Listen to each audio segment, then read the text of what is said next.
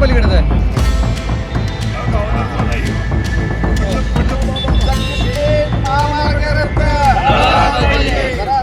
राज्य सरकारनं गोवा टू वर्धा शक्तिपीठ महामार्ग करण्याचं धोरण आखलेलं आहे आणि या शक्तिपीठ महामार्गाला राज्यातल्या सर्व शेतकऱ्यांचा विरोध आहे.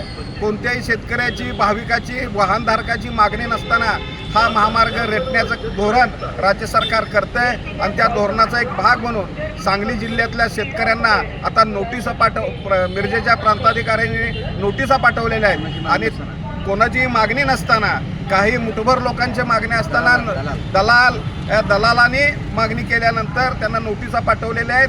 त्यामुळं या नोटिसींचं धन या ठिकाणी स्टेशन चौकात करण्यात आलेलं आहे आणि यापुढच्या काळात अशा नोटिसा पाठवल्या तर नोटीस पाठवणाऱ्यांचं आम्ही धन करू.